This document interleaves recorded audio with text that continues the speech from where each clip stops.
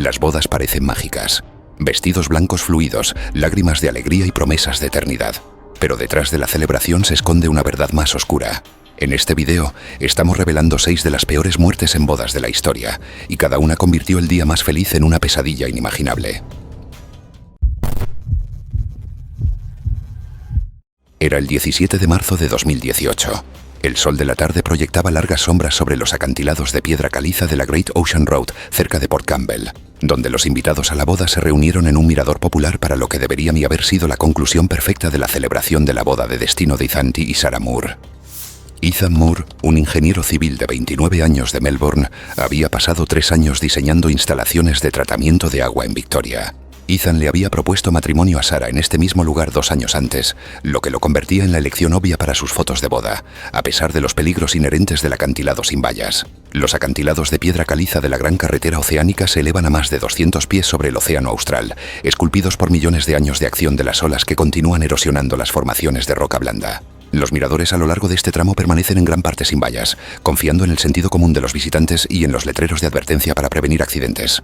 Las lluvias recientes de marzo habían saturado el suelo del acantilado, haciendo que la grava suelta y los fragmentos de piedra caliza fueran particularmente inestables cerca de los bordes donde el tráfico peatonal ya había comprometido la integridad de la superficie. La fotógrafa de bodas, Janet Williams, había sido recomendada por la madre de Ethan después de fotografiar varios eventos familiares durante la última década. Williams había construido su reputación en tomas dramáticas en lo alto de los acantilados que mostraban la costa escarpada, a menudo posicionando a las parejas peligrosamente cerca de los bordes para lograr un impacto visual máximo. Durante la sesión de compromiso 6 meses antes, había insistido repetidamente a Ethan y Sarah para que se acercaran más a los precipicios, desestimando sus preocupaciones de seguridad como precauciones innecesarias que comprometerían la visión artística.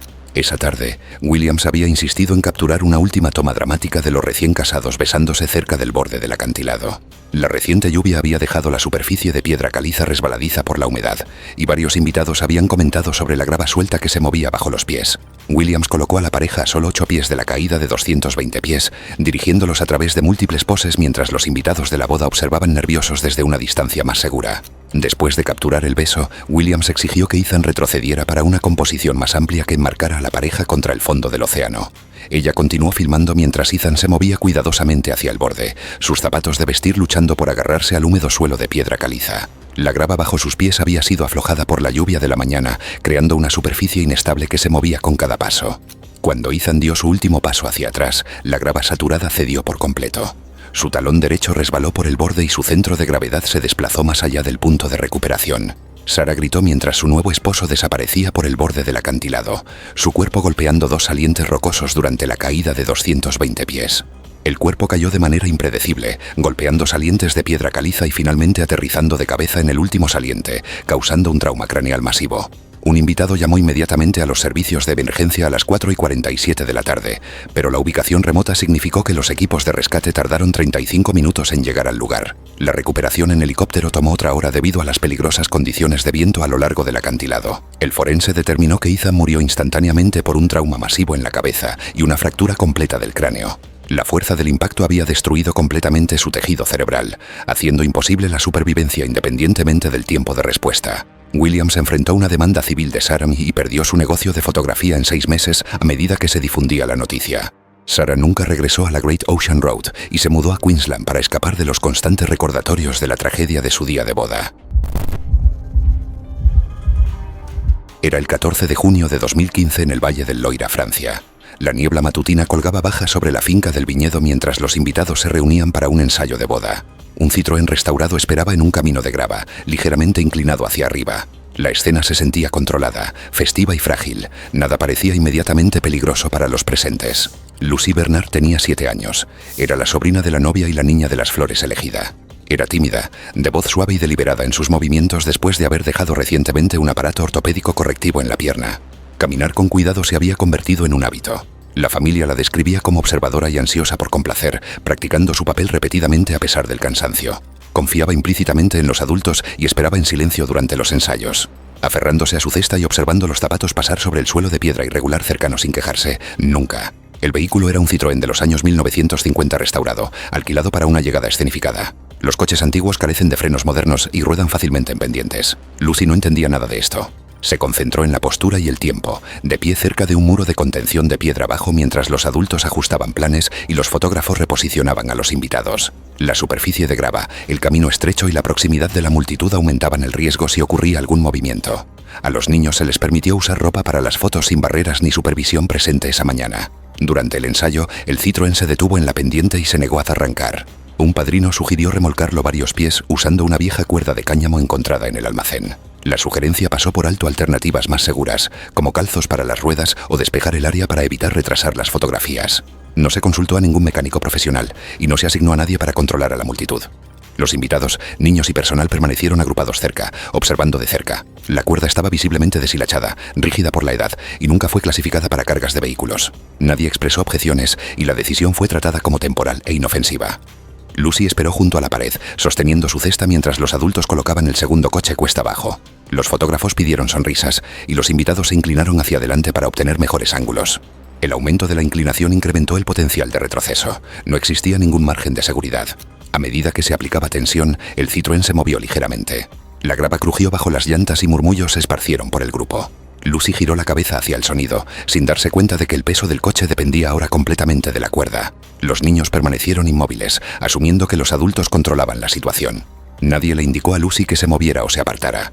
La pendiente amplificó cualquier fallo repentino instantáneamente, sin advertencia ni pausa. La cuerda se rompió con un chasquido agudo, retrocediendo hacia el punto anclado. El Citroën comenzó a rodar hacia atrás debido a la inclinación y la grava suelta, golpeando a Lucy en la pelvis. Resultó gravemente herida de inmediato, sufriendo fracturas severas y una hemorragia interna masiva. Los testigos escucharon un impacto sordo y húmedo cuando su cuerpo colapsó. Su canasta cayó, esparciendo pétalos sobre la grava debajo de su vestido. Perdió el conocimiento rápidamente y su respiración se volvió superficial e irregular, aunque el paro cardíaco completo no ocurrió instantáneamente. Los adultos se apresuraron hacia adelante. Varias personas empujaron el coche, aliviando la presión en segundos. A pesar de la rápida intervención, sus heridas eran potencialmente mortales. La hemorragia intensa y el trauma pélvico hacían que la supervivencia fuera extremadamente improbable sin atención hospitalaria avanzada. El pánico reemplazó la celebración mientras los invitados pedían ayuda a gritos. Alguien llamó a los servicios de emergencia en cuestión de momentos. Los paramédicos llegaron minutos después, evaluaron sus heridas y la estabilizaron en una camilla antes de un rápido traslado. Lucy permaneció inconsciente y en estado crítico. A pesar de la atención médica inmediata, sucumbió a la hemorragia interna y al trauma por impacto contundente varios minutos después del incidente. Los investigadores confirmaron posteriormente la secuencia. La falla de la cuerda, el retroceso del vehículo y la falta de barreras de seguridad contribuyeron directamente al desenlace fatal. El viñedo prohibió inmediatamente las entradas de vehículos escenificadas tras el incidente de manera permanente después de la investigación. Los padres de Lucy demandaron a la empresa de alquiler sin éxito. La responsabilidad se consideró personal, no contractual. Era el 11 de diciembre de 2016, en Múnich, Alemania. El salón de recepción de un lugar de boda suburbano estaba cálido a pesar del invierno afuera, con calentadores zumbando arriba. Una gran escultura de hielo se erguía centrada sobre las mesas del banquete, goteando lentamente. Marcus Keith Klein, 54, era el tío del novio y un ex maquinista que pasó décadas manteniendo prensas de fábrica y sistemas de transporte. Desde que se jubiló, prefería la rutina y la estabilidad, asistiendo a eventos familiares en silencio. En la boda, se sentó cerca de los familiares, escuchando contento en lugar de socializar, sin saber que su asiento lo colocaba directamente debajo de la escultura. La pieza central era un bloque de 3 metros tallado con patrones florales, entregado tarde después de retrasos por congelación. Para protegerlo, el personal lo trajo adentro temprano, suspendiéndolo de un marco reforzado. Los conductos de calefacción permanecieron activos para la comodidad de los invitados, acelerando el derretimiento. Las gotas formaron charcos, notados por los camareros que asumieron que esto era normal. Durante los discursos, la condensación aumentó. La escultura emitió un crujido agudo y único mientras las fracturas internas se propagaban a través del hielo que se derretía, un sonido parcialmente enmascarado por la música. El personal dudó en interrumpir, temiendo causar una interrupción. No se despejaron barreras en el área y los invitados permanecieron sentados. Marcus se inclinó ligeramente hacia adelante para escuchar mejor, apoyando los antebrazos sobre la mesa. El calor suavizó las fracturas internas formadas por el derretimiento desigual, aumentando la tensión en la unión superior. Pequeños fragmentos de hielo comenzaron a ir y aflojarse, amenazando a los invitados cercanos, aunque ninguno fue golpeado todavía. La distribución de la carga cambió rápidamente. El agua debilitó los enlaces internos y la gravedad tiró hacia abajo. Los que estaban cerca recordaron más tarde el fuerte chasquido justo antes del fallo. Marcus no levantó la vista. Nadie le indicó que se moviera. Las cámaras continuaron grabando discursos mientras la estructura alcanzaba su límite. Sin ser notado hasta el colapso, la sección superior se fracturó instantáneamente y cayó, descendiendo directamente. Golpeó la cabeza y el pecho superior de Marcus con una fuerza aplastante, forzando su barbilla violentamente hacia su pecho. El impacto comprimió sus vértebras cervicales superiores y colapsó completamente su vía aérea, rompiendo el hielo sobre la mesa. Su cuerpo se sacudió hacia adelante, luego quedó inerte. Los platos se rompieron y agua y hielo se esparcieron hacia afuera. Los invitados cercanos retrocedieron gritando. Marcus no hizo ningún sonido. Su pecho nunca volvió a levantarse. Varios invitados corrieron hacia él, pero la masa inmovilizó su torso. Alguien gritó pidiendo ayuda. Otro llamó a los servicios de emergencia de inmediato. Las cámaras de seguridad captaron la caída vertical y la quietud posterior. El personal luchaba por levantar el hielo, las manos resbalando en el agua derretida que se acumulaba. El rostro de Marcus se oscureció al cesar el flujo de oxígeno. Los paramédicos llegaron en 8 minutos, sin encontrar pulso y con destrucción completa de la médula espinal cervical. La reanimación era imposible. La vía aérea estaba colapsada y la lesión espinal completa. Fragmentos de hielo roto y agua acumulada documentaron el punto de impacto. Los testigos dieron relatos consistentes del crujido, la caída y el colapso inmediato. El peso y la altura por sí solos explicaban la fuerza fatal involucrada. Se observaron cortes y contusiones menores entre los invitados cercanos por fragmentos de hielo voladores, pero ninguno fue potencialmente mortal. El informe post-mortem describió estructuras del cuello aplastadas, incluyendo la tráquea y los principales vasos sanguíneos. La médula espinal fue seccionada en la parte superior del cuello, deteniendo instantáneamente la respiración y las señales nerviosas. La muerte fue inmediata, causada por asfixia y alteración neurológica. Después, el lugar retiró la escultura y suspendió los eventos. Las instalaciones de hielo a gran escala fueron prohibidas permanentemente en interiores. Las políticas de seguridad fueron revisadas, requiriendo verificación de peso, monitoreo de temperatura y zonas de exclusión alrededor de decoraciones pesadas. El funeral se llevó a cabo en silencio. Era el 23 de agosto de 2014 en Chania, Creta, Grecia. La recepción de la boda al aire libre se celebró en una terraza de piedra con vistas al mar, con aire cálido moviéndose constantemente hacia el interior. El ambiente se sentía festivo y controlado, pero el entorno ya era inestable. Nikos Papadakis, de 31 años, era el novio y residente de toda la vida de Creta. Trabajaba como coordinador de ventas regional para un proveedor de equipos agrícolas. Valoraba la tradición y la reputación familiar, y la boda estaba destinada a honrar a ambos. Los amigos lo describían como confiado y que evitaba los conflictos, prefiriendo la armonía sobre la confrontación. Nikos no tenía experiencia en seguridad de espectáculos. Llevaba un traje a medida de mezcla de lana sintética, que se enciende más fácilmente y puede derretirse sobre la piel más que la lana pura, y se paró cerca del centro de la terraza para las fotografías. El espacio estaba bordeado por muros de piedra que reflejaban el calor y restringían el flujo de aire. Los artistas del fuego usaron antorchas empapadas en alcohol en lugar de aceites vegetales de larga duración, lo que aumenta el riesgo de salpicaduras y encendido rápido. Pero nada de esto fue comunicado a Nikos. El baile de fuego fue organizado como una sorpresa por amigos. Los artistas ensayaron antes en condiciones más calmadas, pero no reevaluaron el viento cuando las ráfagas de la tarde se intensificaron. No había extintores ni personal médico cerca. Animaron a Nikos a pararse cerca de los bailarines para fotos dramáticas, confiando en su experiencia. Mientras sonaba la música, los invitados se agolpaban hacia adentro. El viento cambió de manera impredecible, empujando las llamas de lado. Algunos invitados notaron chispas flotando, pero asumieron que el control se mantenía. Nikos sonrió y ajustó su postura, sin saber que el combustible a base de alcohol puede salpicar e incendiar la ropa casi instantáneamente al contacto. Luego, un bailarín tropezó con una piedra desigual. La antorcha golpeó el suelo, enviando combustible en llamas hacia afuera. Una hoja de llamas se extendió por el pecho y la solapa de Nikos, incendiando su traje rápidamente debido a la mezcla sintética, derritiendo partes sobre su piel mientras las llamas subían rápidamente por las áreas expuestas. Los testigos gritaron mientras él se agitaba, sus manos golpeando inútilmente el fuego. Los invitados se apresuraron, arrojándole chaquetas y manteles. El fuego se atenuó, pero no se extinguió de inmediato. Nikos inhaló aire sobrecalentado mientras gritaba, cayendo de rodillas. Su vello facial se chamuscó de inmediato y se desarrollaron ampollas en la piel expuesta de su cara, cuello y manos en cuestión de segundos, consistente con el contacto directo con las llamas. Humo salía de su boca mientras tosía violentamente. Alguien llamó a los servicios de emergencia de inmediato. El personal lo arrastró fuera del área de actuación mientras otros apagaban las brasas restantes. Permaneció consciente pero con una grave dificultad respiratoria, jadeando mucosidad ennegrecida con vetas de sangre. Una ambulancia llegó en 12 minutos y lo transportó al hospital más cercano. Durante el transporte su respiración empeoró a medida que se desarrollaba la hinchazón de las vías respiratorias. El personal médico intentó intubarlo debido a una lesión grave por inhalación, pero el edema progresivo estrechó las vías respiratorias más allá del alcance del tubo. Se le administró oxígeno, pero sus pulmones ya no podían pasar suficiente oxígeno al torrente sanguíneo. El personal del hospital documentó quemaduras extensas en el torso, la cara y las manos con lesión térmica en la tráquea y los bronquios. A pesar del tratamiento, la inflamación progresó durante la noche. Al día siguiente, la insuficiencia respiratoria resultó irreversible y fue declarado muerto. El informe post-mortem detalló que la muerte resultó de insuficiencia respiratoria debido a una lesión por inhalación. Los investigadores citaron la falta de reevaluación de las condiciones del viento, la ausencia de extintores y la falta de personal médico. Los artistas enfrentaron responsabilidad civil por negligencia. La novia pospuso los arreglos funerarios hasta que se confirmó su muerte. Se retiró de la vista pública y canceló el resto de los eventos de la boda. Meses después, se mudó de Creta, rechazando entrevistas y compensación legal. Era el 14 de octubre de 2017 en un salón de banquetes junto al lago en Hangzhou, China. La recepción de la boda por la tarde transcurrió sin problemas. En el centro de la sala se erguía una alta torre de champán destinada a marcar la transición hacia la celebración. Parecía lo suficientemente estable, aunque varias personas notaron que la mesa debajo de ella vibraba ligeramente al ser rozada. Lin Yunmin tenía 26 años. Era asistente de servicio en el hotel que albergaba la boda. Había trabajado en banquetes desde que terminó la escuela vocacional, conocido por ser cuidadoso y de pocas palabras. Era primo de la novia y había aceptado ayudar ese día para ahorrar dinero, con la esperanza de dejar el trabajo en hostelería en un año para formarse en logística. La gerencia a menudo confiaba en él durante eventos de alta visibilidad.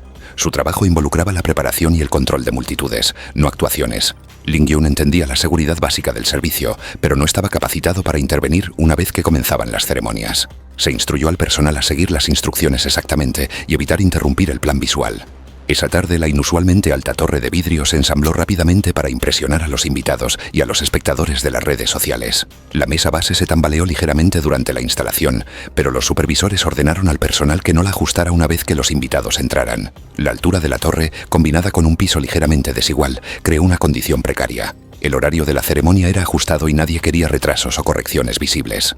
Al terminar los discursos, los camareros notaron que el champán goteaba por los niveles inferiores, acumulándose en el suelo pulido. Lin Yun cambió de posición cerca, observando por si había derrames. Miró de nuevo la base, considerando si debía avisar a alguien, pero permaneció en silencio, consciente de las reprimendas anteriores por interrumpir ceremonias. Cuando la novia y el novio levantaron la botella, los aplausos aumentaron. El champán se vertió de manera desigual y la torre se inclinó un poco más. Lin Yun retrocedió instintivamente mientras el líquido se extendía bajo sus pies. Sus zapatos de vestir perdieron tracción en la superficie resbaladiza. La torre se inclinó decisivamente. Lin Yun resbaló hacia atrás, luego se inclinó hacia adelante tratando de recuperarse. La estructura colapsó en un estruendo de vidrio. Cayó de cara en los escombros. Un largo y dentado fragmento de uno de los niveles intermedios le golpeó el lado izquierdo del cuello a la altura de la carótida. Los testigos vieron un repentino chorro de sangre rojo oscuro pulsando hacia afuera en ráfagas rítmicas, arqueándose sobre el suelo de mármol blanco. Varios invitados se quedaron paralizados, confundiéndolo con vino derramado. Lin Yun se agarró la garganta, con los ojos muy abiertos, y luego cayó de rodillas. En segundos, sus manos resbalaron, resbaladizas con sangre. Se desplomó por completo. El movimiento se ralentizó rápidamente mientras la hemorragia continuaba sin control. Alguien gritó. Un camarero pidió ayuda a gritos. Un gerente llamó a los servicios de emergencia de inmediato. El personal intentó aplicar presión con servilletas y manteles, pero la sangre los empapó al instante. Su piel comenzó a volverse gris a medida que la circulación fallaba rápidamente, un proceso que se completó en aproximadamente un minuto. Una ambulancia llegó 8 minutos después, pero los paramédicos no encontraron pulso y lo declararon muerto en el lugar. El informe de la autopsia indicó que una arteria principal en el cuello había sido seccionada por vidrio. La pérdida de sangre fue extrema y rápida, impidiendo que el oxígeno llegara al cerebro. La muerte ocurrió en menos de un minuto debido al colapso circulatorio. El lugar desmanteló todas las estructuras decorativas de vidrio en espera de revisión. La gerencia recibió multas pero no cargos criminales. Los padres de Lin Yun aceptaron una compensación para saldar deudas pendientes. Era el 28 de diciembre de 2013. El aire húmedo de la tarde en Barangay San Miguel, Bulacan, llevaba el aroma de la comida mientras los invitados a la boda se reunían en el patio de concreto detrás de la casa de la familia Reyes. Ramón de la Cruz, un conductor de triciclo de 34 años, miró su reloj. El espectáculo de fuegos artificiales comenzaría pronto, marcando el clímax de la celebración de la boda de su amigo de la infancia, Miguel. Ramón conocía a Miguel desde la escuela primaria, llevándolo a trabajos de construcción antes de que Miguel ahorrara lo suficiente para abrir su pequeña tienda Sari. Como conductor de triciclo navegando por las congestionadas calles de Bulacan durante 12 años, Ramón mantenía a su esposa, María, y a sus 2 hijas pequeñas a través de turnos diarios de 14 horas. Sus manos curtidas y su piel oscurecida por el sol contaban la historia de incontables horas expuesto a los gases de escape y al calor tropical.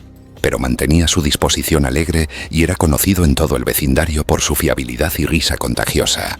La celebración de la boda había sido planeada durante meses, con la familia de Miguel invirtiendo sus ahorros en un elaborado espectáculo de fuegos artificiales que presentaba una cadena decorativa de petardos interconectados que se extendía 100 pies a lo largo del patio.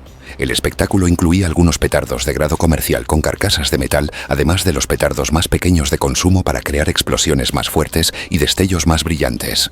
La instalación requería un tiempo preciso y condiciones secas, ya que la humedad podía causar patrones de ignición desiguales que hacían que el espectáculo fuera impredecible y peligroso. Más temprano esa tarde, fuertes lluvias monzónicas habían empapado el patio, dejando charcos y humedeciendo la cadena de petardos cuidadosamente dispuesta. El tío de Miguel, que había organizado exhibiciones similares antes, expresó preocupación por las condiciones húmedas, pero sintió presión para continuar ya que los invitados habían viajado desde provincias lejanas. La familia había gastado mucho en los fuegos artificiales y el aplazamiento parecía imposible. A medida que se acercaba la noche, decidieron proceder a pesar de la humedad, esperando que las mechas se secaran lo suficiente. A las 9:30 de la noche, más de 60 invitados abarrotaban el patio mientras el primo de Miguel comenzaba a encender la cadena. La ignición comenzó normalmente con destellos brillantes y crujidos agudos que resonaban en las paredes de concreto. Pero la humedad desigual hizo que se dispararan secciones fuera de secuencia, creando huecos en el patrón esperado. Cuando Ramón dio un paso hacia atrás para evitar un estallido particularmente fuerte, tropezó con una silla de plástico y cayó directamente sobre una sección sin detonar, que contenía uno de los petardos más grandes con carcasa de metal justo cuando se encendió. La explosión atravesó sus piernas inferiores, causando profundas laceraciones y heridas punzantes con fragmentos de la carcasa de metal y mecha incrustados en el tejido. Ocurrieron algunas pequeñas fracturas óseas, aunque ningún fragmento alcanzó arterias principales. Los testigos observaron con horror cómo sus pantalones se desgarraron y la sangre empapó inmediatamente el concreto debajo de él. Los gritos de Ramón atravesaron la celebración mientras los invitados se apresuraban a ayudar. Las heridas eran graves, combinando quemaduras, cortes profundos y fragmentos incrustados del petardo con carcasa de metal, consistentes con lesiones de dispositivos de grado comercial almacenados incorrectamente. Su cuñado intentó llamar a una ambulancia, pero Ramón lo detuvo, mencionando la posible factura médica costosa. Ramón permaneció consciente, cojeando hacia el fregadero exterior donde lavó las heridas con agua del grifo y vertió descuidadamente alcohol sobre las laceraciones, causando un dolor intenso y más daño al tejido. Luego envolvió todo firmemente con gasa. Regresó a casa al día siguiente, cambiando las vendas diariamente y tomando medicamentos para el dolor de venta libre. 9 días después, Ramón desarrolló una rigidez severa en la mandíbula, lo que hizo imposible comer, seguido de espasmos musculares violentos en todo el cuerpo y una creciente dificultad para respirar. Ramón murió de tétanos el 6 de enero de 2014. Las bacterias habían entrado a través de las heridas contaminadas, liberando toxinas que paralizaron sus músculos respiratorios a pesar de los desesperados intentos de tratamiento. El informe de la autopsia confirmó que Ramón había sufrido un extenso daño en los tejidos blandos y múltiples heridas punzantes consistentes con lesiones por petardos con carcasa de metal. Las heridas estaban fuertemente contaminadas, proporcionando un claro punto de entrada para las bacterias Clostridium tetani. Ninguna condición preexistente contribuyó a su muerte. El patólogo señaló rigidez muscular generalizada, opistótonos y parálisis respiratoria característicos del tétanos fatal. Miguel y su nueva esposa pospusieron su luna de miel indefinidamente, abrumados por la culpa de que su celebración había costado la vida de Ramón. Gracias por ver. Si te gustan estas historias, haz clic aquí.